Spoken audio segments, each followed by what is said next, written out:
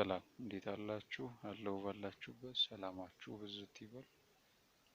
እንደተለመደው መልእክቶችን አስተላልፋለሁ። ዛሬ አንድ መልእክት አስተላልፋለሁ። ያ የማስተላልፍበት ሀሳብ ጥሩ ውሳኔ ለማድረግ የሚችለው እንዴት ነው በሚል ሀሳብ ወይም መልካም ውሳኔ ጥሩ ውሳኔዎችን እንዴት መወሰን እችላለሁ የሚሉትን ሀሳቦች እንዴት መልካም ውሳኔዎችን መወሰን እንደምንችል በጥቂቱ ለማየት እንሞክራለን። መነሻ ሀሳብ የሚሆነው ምሳሌ መጽሐፍ ምዕራፍ 4 ቁጥር 5 ላይ ያለውን ሀሳብ እንዲህ አነበዋለሁ። ጥበብን አግኝ፣ ማስተዋልን አግኝ፣ አትርሳ፣ ከአፌ ቃል ፈቀቅ አትበል ይለናል። ጥበብን አግኝ፣ ማስተዋልን አግኝ፣ አትርሳ፣ ከአፌ ቃልን ፈቀቅ ምን አትበል። ከእግዚአብሔር ሀሳብ ከእግዚአብሔር ፈቃድ ወይም እንደ እግዚአብሔር ሀሳብ እንደ እግዚአብሔር እቅድና እንደ እግዚአብሔር ሀሳብ ምን አትበል ይለናል። ፈቀቅ አትበል ሲለን እንመለከታለን።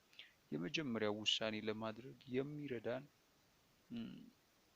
ሀሳቦች የመጀመሪያው መቸኮል የለብንም። ብዙዎቻችን እንቸኩላለን። አውቀን ሊሆን ይችላል፣ ሳናውቅ ሊሆን ይችላል። ነገር ግን በችኮላዎቻችን መካከል ምን ይገባል ካላችሁኝ ሰይጣን ይገባል ወይም ጠላት ወይም ዲያብሎስ ይገባል። ይህን የሚያረጋግጥልን እዛው ምሳሌ መጽሐፍ ምዕራፍ 14 ቁጥር 15 ላይ እንደዚህ ይላል።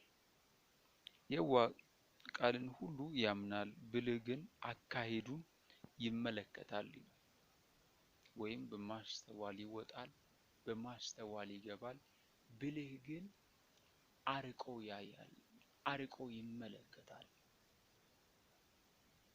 ስለዚህ ብዙዎቻችን በህይወቶቻችን ጥፋት ጉዳት በህይወታችን ላይ የሚደርስበት ሪዝን እግዚአብሔር ስለተቆጣ ወይም እግዚአብሔር በእኛ ላይ ቁጣውን ስላበዛ ሳይሆን ሀፕን የሚያደርገው በህይወታችን ለሚፈጠረው ነገር ምንድነው ካላችሁኝ በችኮላ የምናደርጋቸው ውሳኔዎች ትናንሽ ነገር ሊሆኑ ይችላሉ። ነገር ግን እኛን ምን ያስከፍሉናል? ዋጋ ያስከፍሉናል። ለዛ ነው ጠቢብ ሰው የዋህ ቃልን ሁሉ ያምናል ወይም የዋህ ደስ ያለውን ሁሉ ያምናል፣ ያየውን በፍጥነት ያደርጋል። ብልህ ግን አካሄዱን ምን ያደርጋል? ይመለከታል። ማለት ከመወሰኑ በፊት ተረጋግቶ ጊዜ ይወስዳል፣ ያጤናል፣ ይመረምራል፣ መፈተሽ ያለበትን ሁሉ ያደርጋል። አንደኛ ተሰሎንቄ ምዕራፍ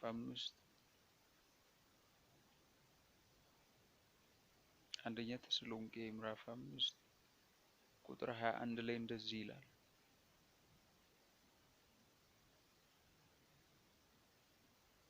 ፈትኑ፣ መልካሙን ያዙ። ስለዚህ እኛ መቆየት ያለብን መዘግየት ያለብን ሰነፎች ስለሆነን አይደለም። ምኖች ስለሆነን ነው ካላችሁኝ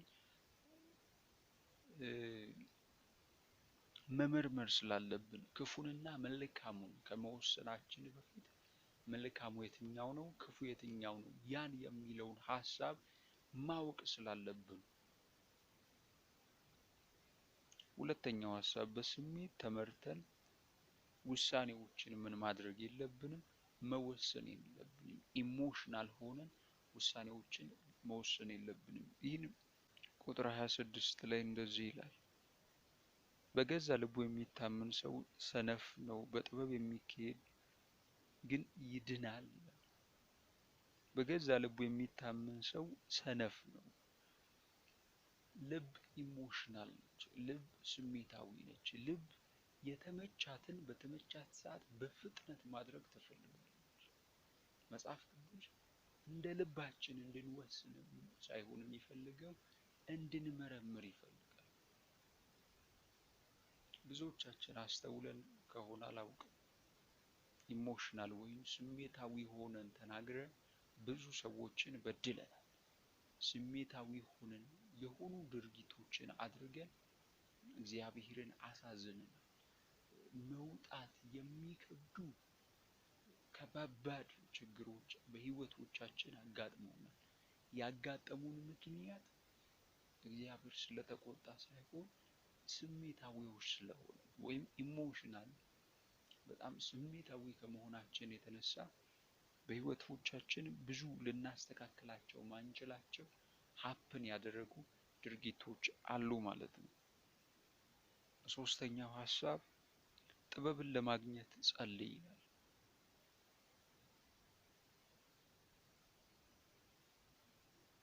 ያዕቆብ መልእክት ምዕራፍ 1 ቁጥር 5 ላይ እንደዚህ ይላል፣ ከእናንተ ማንም ጥበብ ቢጎድለው ሳይነቅፍ በልግስና ለሁሉ የሚሰጠውን እግዚአብሔርን ይለምን፣ ለእርሱ ይሰጠዋል።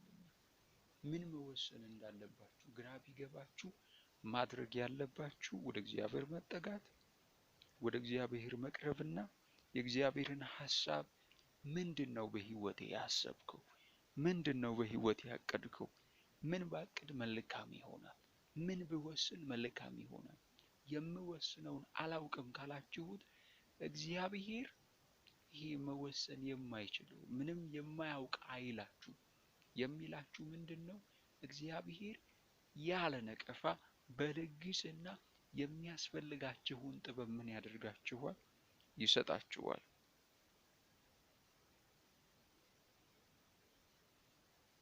አራተኛው ሐሳብ ምርምርን አድርግ። ስለምትወስነው ውሳኔዎች ከመጽሐፍ ቅዱስ ሊሆን ይችላል። መጽሐፍ ቅዱስን በደንብ አጥንተህ ስለዚህ ሐሳብ ምን ይላል? መጽሐፍ ቅዱስ ይደግፈኛል አይደግፈኝም?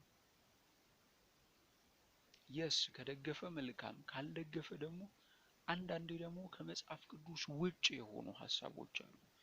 እነዚያን ሐሳቦች የምናደርገው ምንድነው ካላችሁ በእድሜ ከኛ የገፉ በክርስትና ህይወት የጠነከሩ የሚቀይጡ አላልኩም፣ የሳቱ አላልኩም፣ ወይም የተደባለቀባቸውን ሳይሆን እያልኩ ያለው ቡርና ግን ያደረጉ ወይም በእድሜ ከናንተ የላቁትን ሰዎች በመጠየቅ ስለዚያ ነገር ትክክለኛ መረጃ ምን ማድረግ አለባችሁ? ማግኘት አለባችሁ፣ መስማት አለባችሁ፣ ማወቅ አለባችሁ። በየትኛውም አጋጣሚ ሊሆን ይችላል። ስለዛ ስለምትወስኑት ውሳኔ በቂ እውቀት ሊኖራችሁ ይገባል። አምስተኛ ሁሉንም ውሳኔዎች ግምት ውስጥ አስገቡ። ኢንቫይሮንመንትን ልትመለከቱ ይገባል። አንዳንድ ውሳኔዎች በሰዓቱ መወሰን የሌለበት ሊሆን ስለሚችል ግምትን አስገቡ። ስለዚህ እነዚህን መልእክቶች ማድረግ ከቻላችሁ አንደኛ ውሳኔያችሁን ለማድረግ አትቸኩሉ። ሁለተኛ በስሜት ተመርታችሁ የትኛውንም ውሳኔ አትወስኑ። ሶስተኛ ጥበብ ለማግኘት ጸልዩ። አራተኛ ምርምር አድርጉ ስለምትወስኑት ውሳኔ። አምስተኛ ሁሉንም ሁኔታዎች ግምት ውስጥ አስገቡና ወስኑ። ገምቱ። ያላችሁበት ሁኔታ ያን ውሳኔ ለመወሰን ይረዳችኋል፣ ያግዛችኋል ወይስ ግምታችሁ ልክ አይደለም፣ ውሳኔያችሁ ልክ አይደለም?